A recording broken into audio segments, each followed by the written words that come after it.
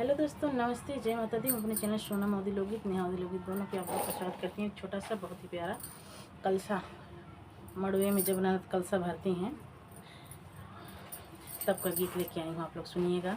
कलसा को उठाई कलसा भराई गीत है, तो आप लोग सुनिएगा, फुलवाच करिएगा, कमेंट बॉक्स में जरूर बताइएगा कैसा लगा। तो चलिए मैं सुनाती हूँ, आप लोग सुनिए और ज़्यादा से ज़्यादा आशीर्वाद प्यार दुलार दीजिएगा इस चैनल पे।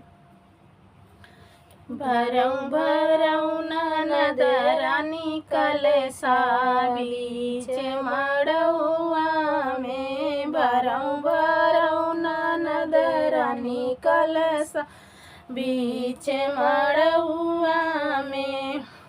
कलसा भराई नंदी देवई कंगनवा, कलसा भराई नंदी देवई कंगनवा, देवई मनिहरवा बतार बीच मड़उआ में। अरे देवई मनिहरवा बतार बीच मड़उआ में। भरऊँ भरऊँ ननद रानी कलसा बीच मड़उआ में, भरऊँ भरऊँ ननद रानी कलसा बीच मड़उआ में।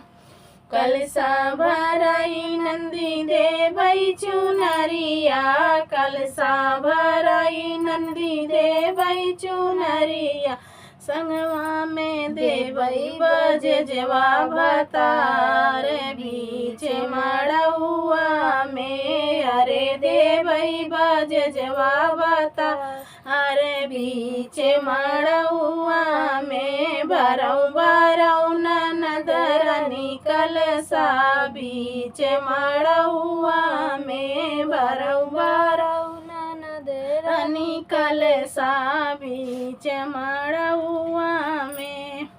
कलसा भराई नंदी पैसा देवै, कलसा भराई नंदी देवै पैसा, अरे देवई भैंसवा बतार बीच मड़उआ में। अरे देवई भैंसवा बतार बीच मड़उआ में। भरऊँ भरऊँ ननद रानी कलसा बीच मड़उआ में, भरऊँ भरऊँ ननद रानी कलसा बीच मड़उआ में। भरऊँ भरऊँ ननद रानी कलसा बीच मड़उआ में।